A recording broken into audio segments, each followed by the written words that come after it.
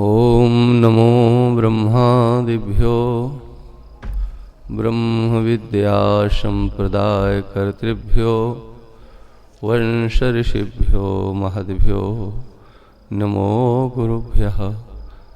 सर्वोपप्लवरहितः प्रज्ञानघनः प्रत्यगर्थो ब्रह्मैवाहमस्मि ब्रह्मैवाहमस्मि।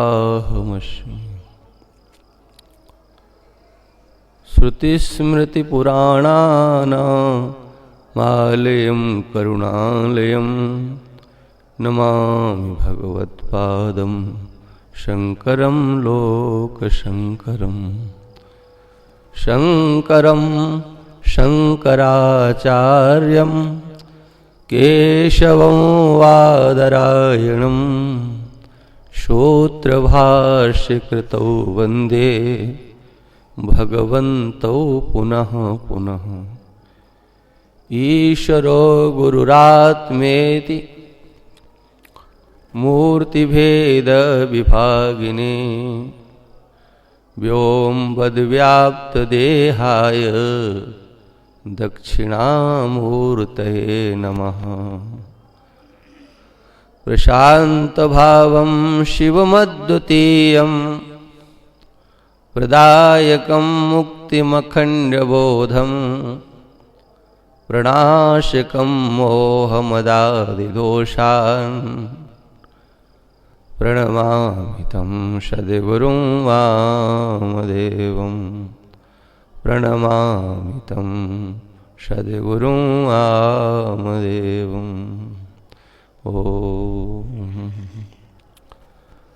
नमामि शमीशान निर्वाणरूपं विभुं व्यापकं ब्रह्मवेदस्वरूपं निजं निर्गुणं निर्विकल्पं निरीहं चिदाकाशमाकाशवासं भजेऽहं।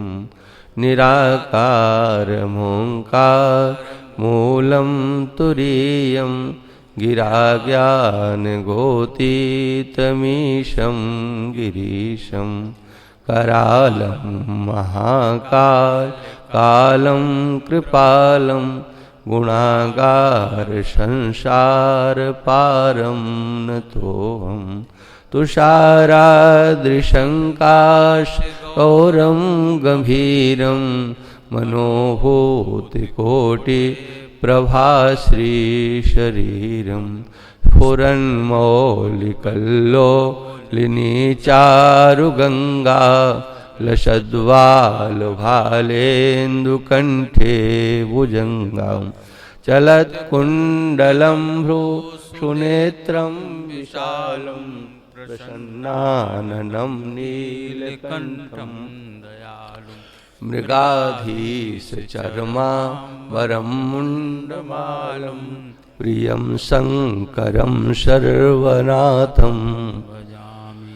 प्रचण्डं प्रकृष्टं प्रगल्भं परेशम् अखण्डम् अजं भानुकोटिप्रकाशं त्रयाशूलनिर्मूलनं शूलपाणिं भजेऽहं भवानी पतिं भावगम्यं। कलातीतकल्याणकल्पान्तकारी सदा सच्चिदानन्ददाता चिदानन्दछन्दो मोहापहारी प्रसीद प्रसीद प्रभो मन्मथारी। न यावदुमानाथ पादारविन्दं भजन्ति है लोके परे वा नराणां।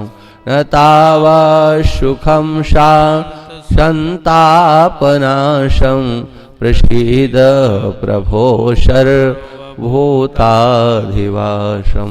न जानामि योगं जपं नैव पूजां नतोऽहं सदा सर्वदा शम्भुतुभ्यं। जरा जन्म दुःखौ तातप्यमानं प्रभो पाहि आपन्नमामीश शम्भो प्रभो पाहि आपन्नमामीश शम्भो रुद्राष्टकमिदं प्रोक्तं विप्रेण हरतोषये ये पठन्ति नरा भक्त्या तेषां शम्भो प्रसीदति तेषां शम्भो प्रसीदति। बोलिए महाकालेश्वर भगवान जय। अहमस्मि सदा भामि कदाचिन्नाहमप्रियः ब्रह्मैवाहमतः सिद्धं सच्चिदानन्दलक्षणः। ओम।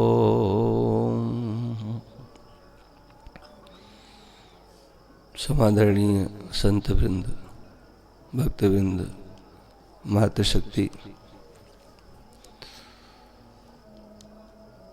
अद्वैत मकरंद नामक ग्रंथ में जो श्रेयस्कर चर्चा है उसके द्वितीय श्लोक में युक्तियों के द्वारा स्वरूप का वर्णन किया गया। श्रुति सम्मत परमात्म स्वरूप तो श्रुतियों में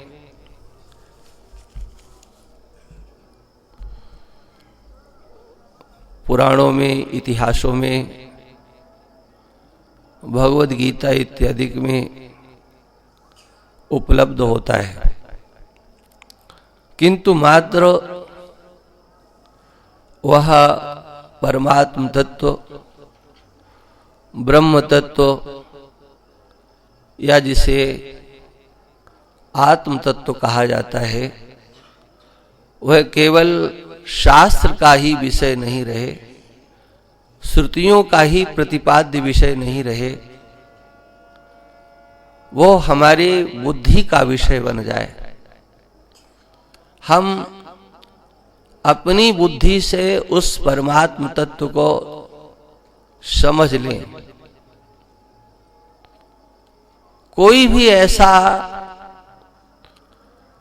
मनुष्य नहीं है, पुरुष हो या स्त्री, जिसके पास तथ्य को, याथात्म को, सत्य को समझने की सामर्थ्य नहीं है। समझने की सामर्थ्य है, लेकिन हम उसे समझने से कतराते हैं, डरते हैं।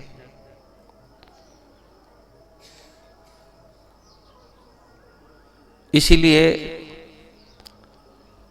इस तथ्य और सत्य का अब लोप जैसा होता चला जा रहा है। वक्ताओं ने भी श्रोताओं की कमजोरी को आंक लिया है। आप क्या सुनना चाहते हो, आपको वही सुनाते हैं। किंतु ये जो सत्र है 5:30 से 6:30 का, ये श्रोताओं के लिए नहीं है, ये अध्यात्म जिज्ञासुओं के लिए है। जो कुछ समझते हैं और कुछ समझना चाहते हैं उनके लिए है, या जो समझ चुके हैं उनके लिए है। समझ चुके हैं उनके लिए क्यों है, तो कहा उनके लिए अब और कोई कार्य शेष बचा नहीं है। मात्र एक ही कार्य है जिसे वह भली प्रकार से श्रद्धा पूर्वक कर सकते हैं, सहज जिसमें उनकी अभिरुचि होती है वह है इस अपने आत्म स्वरूप का चिंतन, श्रवण, मनन। इसके सिवा और उनके लिए कोई कर्तव्य विशेष नहीं बचा है, जो इसे समझ चुके हैं। इसलिए साधकों की दृष्टि से और सिद्धों की दृष्टि से, जो समझ चुके हैं उनके दृष्टि से, और जो नहीं समझे हैं, समझना चाहते हैं, उनकी दृष्टि से यह जो चर्चा है ब्रह्म के स्वरूप का वर्णन इस श्लोक में किया गया। और ये कहा गया, मैं ब्रह्म क्यों नहीं हो सकता, अतो हम न कथम ब्रह्म, मैं ब्रह्म क्यों नहीं हो सकता। हाँ, मैं तो ब्रह्म हूं। लोग तो ये कहते हैं क्या कि तुम ब्रह्म कैसे हो सकते हो। हम ब्रह्म नहीं हो सकते तो हो क्या सकते। सच्चाई है कि ब्रह्म से अतिरिक्त और कुछ हम हैं नहीं। लेकिन हाँ, लोगों ने इसी को गाली जैसा समझ लिया। अरे राम राम राम राम ये बोलते हो, हाँ, अपने को ब्रह्म बताते हो। वो बेचारे भोले भाले लोग ब्रह्म शब्द के शब्दार्थ को भी नहीं समझते हैं। ब्रह्म एक शब्द है, उसका वो अर्थ भी नहीं जानते हैं। और यदि उन्होंने अर्थ को जान लिया होता तो वह इस ब्रह्म शब्द से चिढ़ते नहीं। हाँ।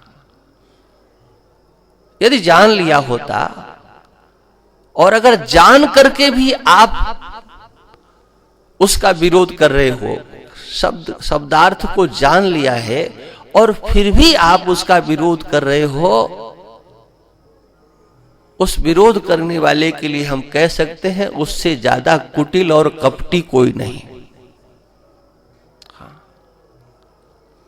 आपने उस ब्रह्म तत्व के अर्थ को, शब्दार्थ को समझ लिया और फिर भी हिचकते हो। माने कल जिसकी चर्चा हुई थी उसी को थोड़ा सा आगे बढ़ाते हैं। ब्रह्म माने जो व्यापक है।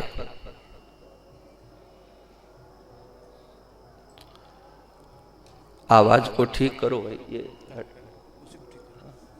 ये पहले आया करो जग करके, और कल से इस तरह का नहीं काम होना चाहिए।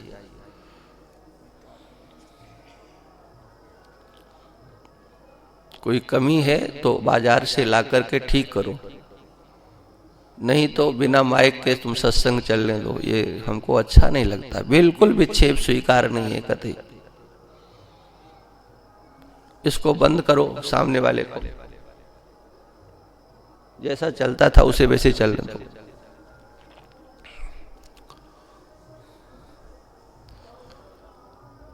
व्यवहार बिल्कुल बर्दाश्त नहीं होता है, कैसा भी हो। इसलिए हमारे जैसे लोग अब व्यवहारिक हो जाते हैं।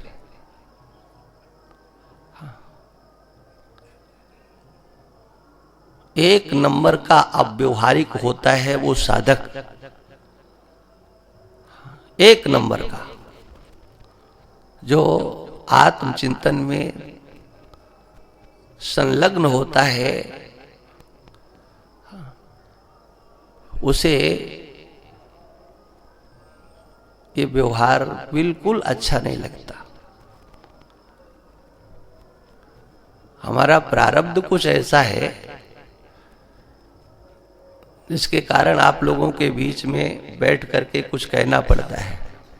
अन्यथा तो संसार का तो मुंह देखना भी पाप ही है ना मुमुक्षु के लिए। ये प्रवृत्ति हाँ, कुंभ इत्यादि पर्व, ये शिविर लगाना, सेठ सेठानियों की मुंह की ओर देखना, हाँ कि ये चंदा होगा, इकट्ठा होगा, पैसा खर्च होगा और ये होना चाहिए, ये सब एक मुमुक्षु के लिए, एक साधक के लिए बहुत बड़ा विक्षेप होता है। हाँ, फिर भी हमारा कोई ऐसा प्रारब्ध है कि वो धक्का देकर के संसारी लोगों के बीच में लाकर खड़ा कर देता है। और उस समय सहज रीति से विक्षेप होना स्वाभाविक है। वो चाहे एक तिनके का गिरना हो और चाहे बम का फटना हो, वो दोनों बराबर है।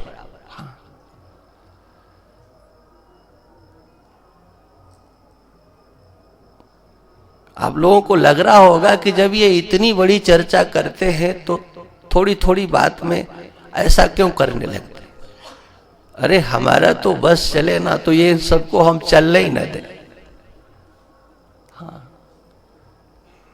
अगर हमारा बस चले तो हम ये सब होने ही न दें, लेकिन क्या करें, होता है। शरीर के ऊपर कितनी धूल पड़ी रहे लेकिन कोई प्रभाव नहीं होता, किंतु आंख में एक छोटा सा कण भी चला जाता है तो आप जानते हो कितनी पीड़ा होती है। वही धूल तुम्हारे सर पर पड़ी रहे, हाथों पर पड़ी रहे, पैरों पर पड़ी रहे, वही कण आपको विक्षेप नहीं देते हैं। इसी प्रकार के जो संसारी भोगी आसक्त लोग होते हैं ना, उनको ये संसार कोई पीड़ा नहीं देता, कोई व्यवहार विक्षेप नहीं देता। लेकिन जो आत्मचिंतन में तत्पर रहते हैं उनके लिए तो ये संसार का व्यवहार उसी प्रकार से पीड़ा देता है जैसे एक धूल की कण आंख में पड़ जाए। हाँ, तो जब तक वो निकल ना जाए तब तक उसे शांति नहीं मिलती।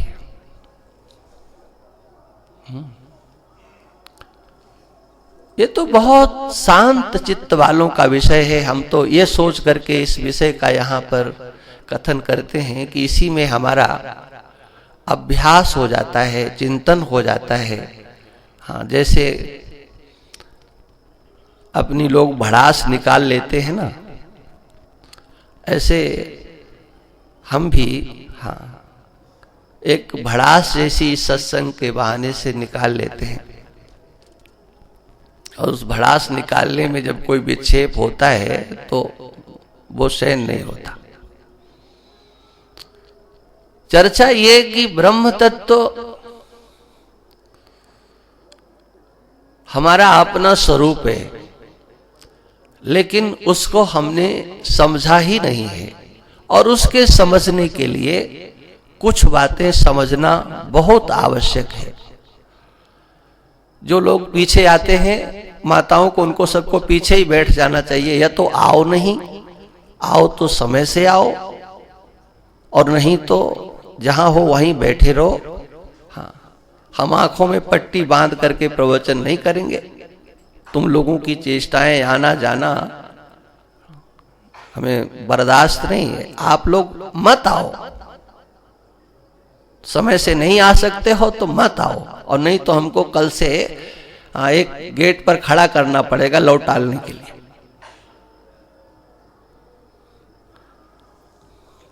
आएंगे भी और आगे भी आना, पीछे आएंगे और आगे आना चाहेंगे।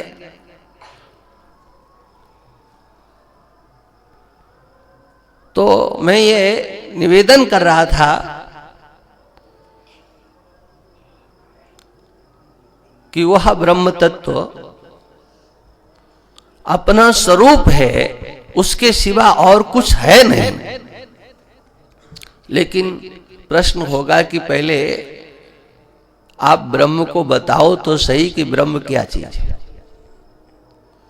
जिन्हें इसका चिंतन करना है, शांत चित्त होकर के बैठना है, उन लोगों के लिए ये चर्चाएं हैं। ब्रह्म है, व्यापक है, पहली बात। व्यापक है, सर्वत्र है, उसकी व्यापकता का चिंतन करना चाहिए। सर्वत्र व्यापक है, किंतु व्यापक कैसे है? व्याप्य और व्यापक का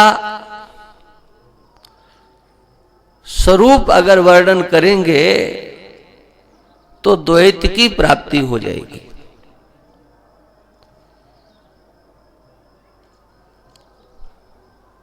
वह व्यापक है, किसमें व्यापक है, कहां व्यापक है, कहां है, कहां नहीं है, तब कहना होगा कि वो सर्वत्र है। हाँ, सर्वत्र है, ऐसी कोई जगह नहीं है जहां वो नहीं है। इसलिए व्यापकता को भी समझना बहुत आवश्यकता है, बहुत आवश्यक है। लोहे को अग्नि में डाल दिया गया,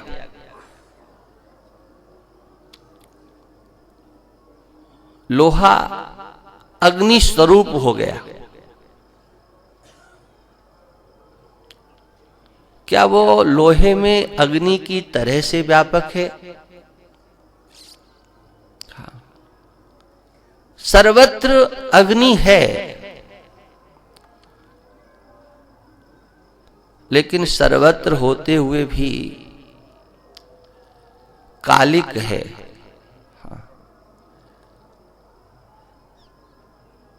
वो दाहकत्व तो अग्नि तत्व किसी काल विशेष में शांत हो जाएगा। इसलिए वह व्यापक उस रूप में नहीं है, उसकी व्यापकता भी बहुत विलक्षण है। और ये यदि समझ में आ जाए तो फिर बहुत समस्या का समाधान हो जाता है। वो व्यापक है, सर्वत्र व्यापक है। किस तरह से? जैसे सर्प में रस्सी व्यापक है, सर्प में रस्सी व्यापक है। आपको सर्प दिखाई पड़ा, सर्प नाम की कोई वस्तु है नहीं, रस्सी ही है। रस्सी की ही सत्ता से सर्प की प्रतीति हो रही है।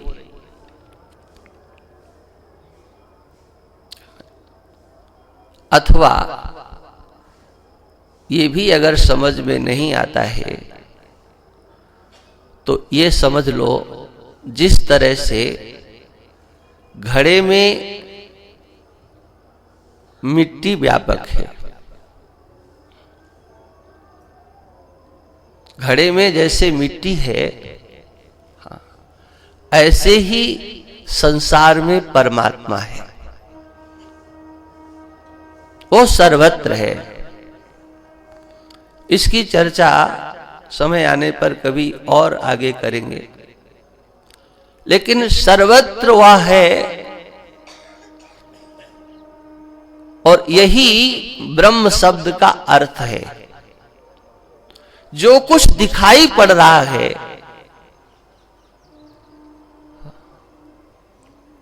उसका कोई आधार है, उसका कोई अधिष्ठान है।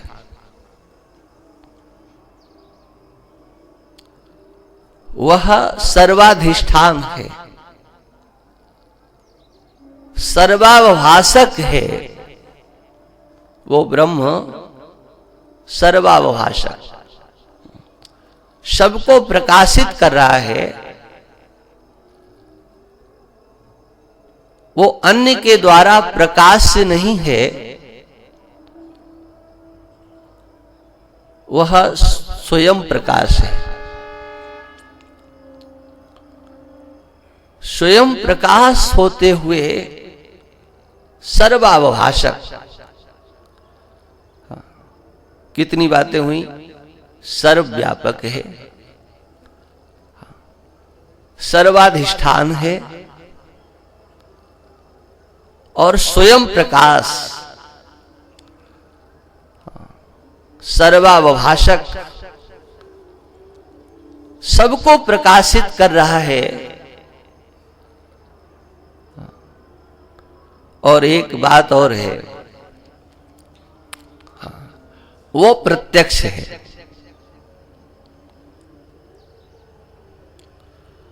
वो दिख रहा है। ब्रह्म का यही लक्षण है। दृश्यमानस्य सर्वस्य जगतस्तत्त्वमीर्यते ब्रह्म शब्देन तद ब्रह्म स्वप्रकाशात्मरूपकम्।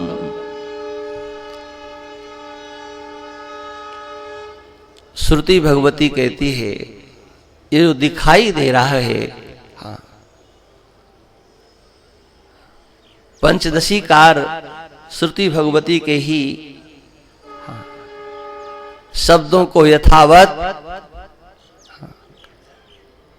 कह देते हैं। दृश्यमानस्य सर्वस्य, ये जो दृश्यमान है उसका कोई अधिष्ठान आधार होना चाहिए। उस दृश्यमान जगत का जो अधिष्ठान है उसको ब्रह्म कहते हैं। ब्रह्म शब्द के बहुत अर्थ होते हैं। हाँ, ये ब्रह्म देवता है। हाँ, ब्राह्मणों के लिए ब्रह्म शब्द का प्रयोग हो जाता है, वेदों के लिए ब्रह्म शब्द का प्रयोग हो जाता है। हाँ, उन सब का व्यावर्तन करने के लिए किसी को भ्रांति न हो जाए, इसलिए उसका लक्षण किया। सर्वाधिष्ठान है। और ब्रह्म शब्द का शब्दार्थ होता है बृहत्वात् बृहणत्वात्। तो बृहत है, सबसे बड़ा है और सर्वव्यापक है। और स्वयं प्रकाश है।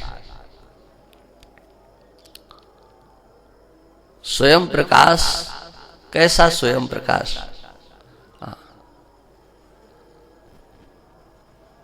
सूर्य किसके द्वारा प्रकाशित है? स्थूल दृष्टि से देखेंगे तो सूर्य को कौन प्रकाशित करता है? तो कहते सूर्य तो अपने आप प्रकाशित होता है। सूर्य सबको प्रकाशित करता है, लेकिन सूर्य को कोई प्रकाशित नहीं करता। किंतु भगवान कृष्ण कहते हैं कि सूर्य को भी कोई प्रकाशित कर रहा है। यद आदित्य गतम तेजो जगत भासयते खिलम यद चंद्रमसि यद चागनौ तत्तेजो विद्धि मामकम्। मेरा ही तेज है, भगवान कहते हैं। हाँ, मामकम् माने मेरा। मेरा माने हाँ, हाँ, अब समझना पड़ेगा। भगवान कहते हैं सब मेरा। मामकम्, हाँ, अस्मत् प्रयोग। और गीता में भगवान इसका प्रयोग बहुत करते हैं। अहम अहम अहम भगवान बोलते हुए बार बार दिखाई पड़ते हैं। ये मेरा है, ये मैं हूं, ऐसा हूं, ऐसा हूं। तब समझना पड़ेगा कि भगवान कहां स्थित होकर के बोल रहे हैं। एक और भगवान अपने को स्पष्ट परिच्छिन्न बताते हैं।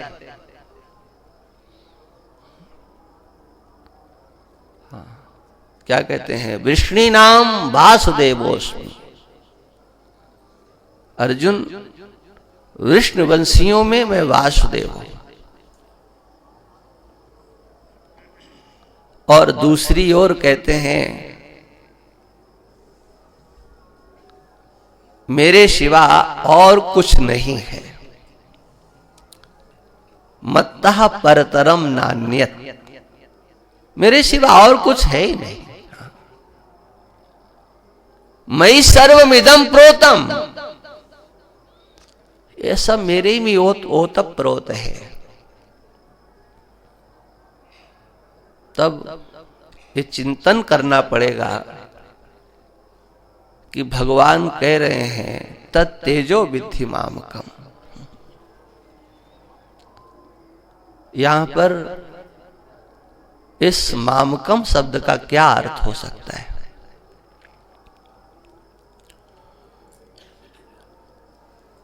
ये ब्रह्म का स्वरूप, स्वयं प्रकाश स्वरूप, और वह स्वयं प्रकाशक जो स्वरूप होता है, उसके लिए श्रुतियां दो प्रकार से उसका कथन करती हैं। 4 महावाक्य हैं। उन 4 महावाक्यों में 2 महावाक्यों में उसके स्वरूप का जो दर्शन कराया गया, एक में अयम रूप से और एक में अहम रूप से।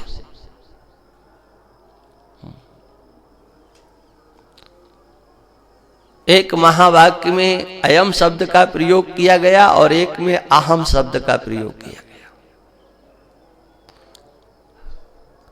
तो जिसको अयम माने यह कहा जाता है, जैसे यह माइक है, यह घड़ी है, ये मेज है, ये महात्मा है, ये भक्त हैं, ये माताएं हैं। हाँ, यह अंगुली का निर्देश किया जाता है, जो दृष्टिगोचर होता है। क्या वह ब्रह्म तत्व भी इसी प्रकार से अंगुली के निर्देश के द्वारा यह कह करके बताया जा सकता है? और देखो, जो यह कह करके बताया जाता है, वो कोई भी हो, उसमें संकोच नहीं करना चाहिए। जिसकी ओर उंगली उठ गई, वो दृश्य कोटि में चला गया। और जो दृश्य कोटि में चला गया, वो कभी स्वयं प्रकाश नहीं हो सकता, वो पर प्रकाश्य होगा। वो दूसरे से प्रकाशित होगा। जो दृश्य कोटि में चला जाए।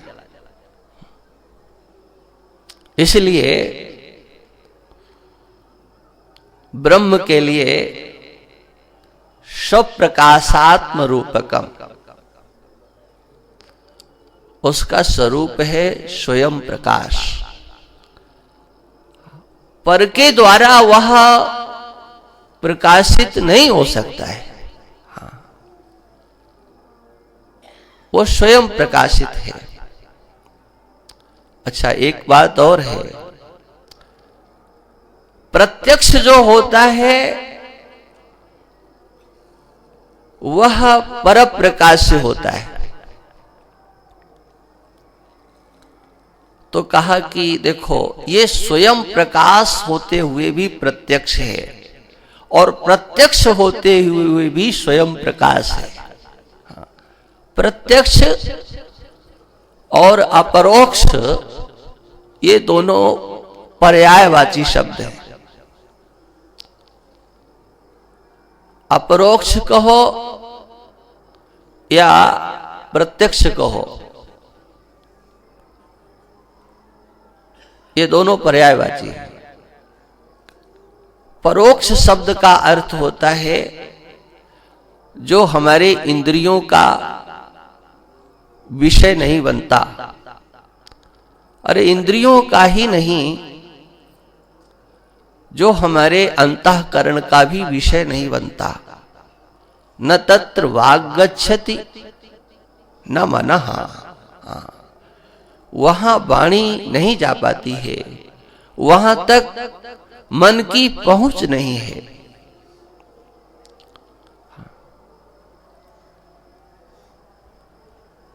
तब वह साक्षात स्वयं प्रकाश, प्रकाशित भी हो, स्वयं प्रकाश हो, अन्य से प्रकाशित न हो, और प्रत्यक्ष भी हो।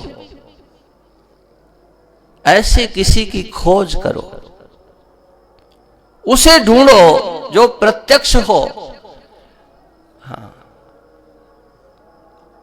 और जो पर प्रकाश से न हो। सूर्य है, चंद्र है, नक्षत्र हैं, ये सारा संसार है। ये किसी न किसी से प्रकाशित है। अस्तित्व किसी का आपको दिखाई पड़ रहा है तो उसका आधार कौन है? वो वस्तु या उस वस्तु के स्वरूप को जानने वाला, उसका ज्ञाता, उसका अधिष्ठान कौन है? दृश्यमानस्य सर्वस्य जगतस् तत्त्वमीरिते। इस जगत का आधारभूत कौन है? उस व्यापक तत्व को ब्रह्म तत्व के रूप में जाना जाता है। और इसीलिए श्रुति भगवती कहती है स्वप्रकाशम, स्वयं प्रकाश, अपरोक्षम स्वप्रकाशम अपरोक्षम। जो स्वयं प्रकाश है और अपरोक्ष है, उसी को श्रुति भगवती अयम शब्द से कहती है। उसी को श्रुति भगवती ब्रह्म शब्द से कहती है। हाँ, ब्रह्म शब्देन तद ब्रह्म, सर्वाधिष्ठान भी है वो, सर्वव्यापक है वो, सर्वत्र है, सबका प्रकाशक है और स्वयं प्रकाश है और प्रत्यक्ष है। प्रत्यक्ष है वो। तब अन्य सब बातों में तो बुद्धि नहीं लगती है, ठीक है महाराज, जैसा आप कह रहे हो मान लेते हैं, वो स्वयं प्रकाश है, हाँ, वो सर्वाधिष्ठान है, वो सर्वाभवासक है। कौन? ब्रह्म। हाँ, ये मानने में क्या लगता है? श्रद्धालु तो मान ही लेंगे कि हाँ भाई, जब इतनी ऊंचे मंच पे बैठे ये कह रहे हैं तो मान लो थोड़ी देर के लिए, हाँ, बुद्धि नहीं लगेगी। लेकिन जब ये कहा जाएगा कि वो प्रत्यक्ष है, हाँ, तब फिर एक बार आप जरूर सोचने के लिए बाध्य होंगे कि चलो अभी नहीं कुछ कहते हैं, लेकिन जच नहीं रही बात। हाँ, कहां प्रत्यक्ष है दिखाओ। अन्य सब बातें आप बिल्कुल एकदम आंख मीच करके मान लोगे, क्योंकि ये तो सब आपकी सुनी हुई है। उसकी सत्ता है, तेरी सत्ता के बिना हे प्रभु मंगल मूल, पत्ता तक हिलता नहीं है, खिले न कोई फूल। ये तो आपकी सुनी सुनाई बातें हैं। हाँ, उसी की सत्ता सर्वत्र है। हाँ, रामायण में भी आपने पढ़ लिया है, कहाउ सो कहां जहां प्रभु नाई। हाँ, व्यापक ब्रह्म बिरज अविनाशी, सच्चेतन घन आनंद राशि। ये शब्द तो सत्संगियों के, श्रोताओं के कानों में चले गए। हाँ, इसमें तो वो आंखें मीच लेंगे। हाँ, ठीक कह रहे, ठीक है। हाँ, ये बात तो पहले भी सुनी है, कोई नई बात नहीं। हाँ, वो भी ऐसा कहते थे, रामायण में भी लिखा है कि वो ब्रह्म है। हाँ, व्यापक ब्रह्म निरंजन निर्गुण विगत विनोद, सुना है। हाँ, वो ब्रह्म व्यापक है। ठीक है, ये भी कोई नई बात नहीं कह रहे, ऐसा है। हाँ, सबके मूल में सर्वाधार तो वो है ही। हाँ, किंतु जब ये कहा जाएगा क्या, वो तो सामने है, सामने प्रत्यक्ष है। तो प्रत्यक्ष को सुन करके, माने प्रत्यक्ष का अर्थ आपने यही समझा है कि जो सामने है, सामने हो, इंद्रियों का विषय बने, मन का विषय बने, हमारे सामने आ गए, ध्यान में हैं तो हमारे सामने भगवान आ गए। हाँ, तो आंखें तो आपकी बंद थी, आपने भगवान को देखा कैसे? है?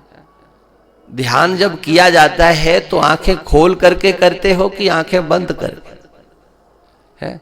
आंखें बंद करके आपने ध्यान किया और भगवान की कृपा हो गई कि भगवान आपको दिख गए। हाँ, हो सकता है।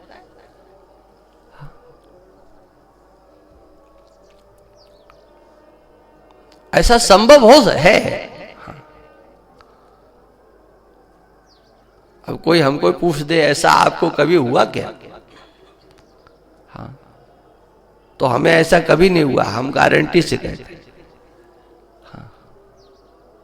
हमें कभी भगवान दिखे नहीं। हाँ, एक ने मेरे से पूछा, हाँ अभी यही, ध्यान नहीं किसने, कि महाराज आपको भगवान के दर्शन हुए? हमने कहा बिल्कुल नहीं हुए। हाँ, नहीं हुए। हाँ, अब आप कहो कि आप महात्मा काय को, तो मत मानो। हाँ, अरे महात्मा होकर के और भगवान के दर्शन नहीं हुए, हाँ, तो अब आप बन जाओ महात्मा, कर लो दर्शन। हमको तो नहीं हुए भाई। माने आपने आंख बंद किए, हाँ, लोग इसी में भटक जाते हैं। हाँ, तुमने क्या देखा है और किसको देखा है, क्या जानते हो, हाँ, और किसे जानते हो? उन्हें कुछ पता ही नहीं है, ना अपना पता ना उसका पता। हाँ, दोनों ही लापता है। हाँ, क्योंकि अपना पता जिसे नहीं है वो उसका पता कभी हाँ लगा ही नहीं सकता, उसका पता नहीं लगा सकता। हाँ, अपना पता लग गया तो उसका पता लग जाएगा। और ये संकेत सीधे सीधे श्रुति भगवती देती है, तुम उसे समझने की चेष्टा करो। वो प्रत्यक्ष है, बिल्कुल प्रत्यक्ष है, सीधे सीधे हाँ चमचमा रहा है। हाँ, गोस्वामी जी लिखते हैं हाँ बिल्कुल पास है वो, नियरे है दिखे नहीं, धिक धिक गैसी जिंद तुलसिया संसार को भयो मोतिया बिंद। हाँ, वो पास है, अरे पास से भी पास है। हाँ, प्रत्यक्ष है, एकदम प्रत्यक्ष है, किंतु वह उस रूप में प्रत्यक्ष नहीं है जिस रूप में प्रत्यक्ष शब्द का अर्थ समझा जाता है। माने आपके नेत्रेंद्रिय का विषय, हाँ, कोई वस्तु नेत्रेंद्रिय का विषय नहीं बनती है, वागेंद्रिय का विषय बन जाती है। और देखो, श्रुति भगवती ने सबसे पहले वाक का ही निषेध किया,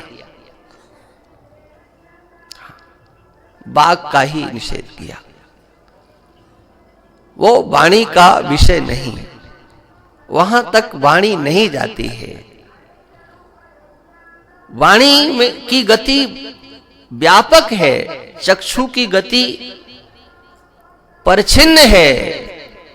वाणी से तो सब कुछ कहा जाता है, नाम गुण क्रिया जाति संबंध, हाँ, सब वाणी के विषय बन जाते हैं।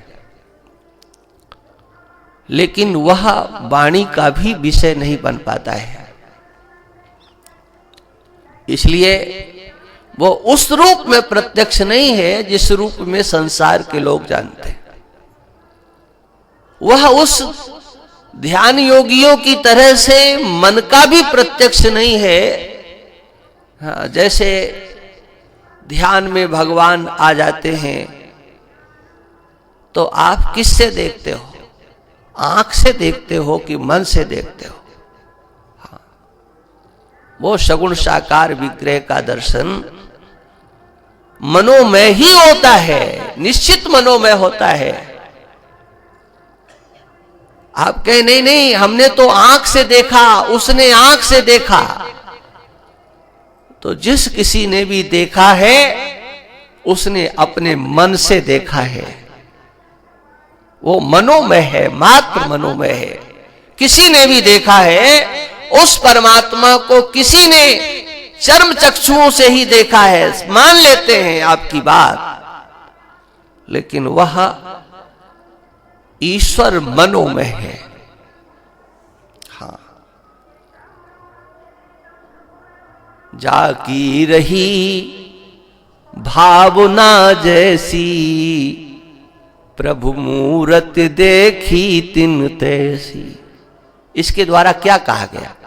ये अर्धाली क्या कह रही है? आपके नेत्रेंद्रियों का, चक्षुरिंद्रिय का विषय जब भी परमात्मा बनेगा, हाँ, हिचकना नहीं चाहिए, डरना नहीं चाहिए किसी से भी। चक्षुरिंद्रिय का विषय परमात्मा बनेगा, ये भगवान है, ये ईश्वर है, ये परमात्मा है, और वो चक्षुरिंद्रिय का विषय बन रहा है, तो वो आपके मनोराज्य का विषय है। आपको सुख मिल रहा है तो वो आपका मनोराज्य है, नहीं तो उसी आकृति से दूसरे तो दुखी हो रहे हैं। क्या वह आकृति सबको सुखी करती है क्या? अरे भगवान तो सबको सुख देते हैं, लेकिन आप जिसका दर्शन करके सुखी हो रहे हो, हाँ, वही जब किसी की दृष्टि का विषय बनता है तो वो सुखी नहीं होता है, वो दुखी हो जाता है।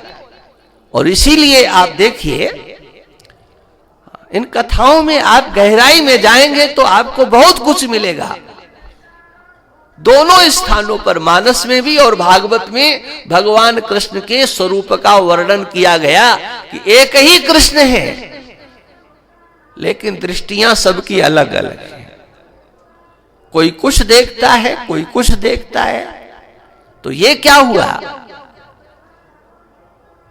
क्या भगवान बदल जाते हैं? वो तो एक जैसे रहते हैं, हमारी दृष्टि बदल जाती है। वो परमात्म तत्व तो एक है, अद्वितीय है, एकमेवाद्वितीयम। वहां किसी अन्य की गति ही नहीं है। इसलिए वो मन का विषय भी नहीं बनता है। जो विशुद्ध स्वरूप है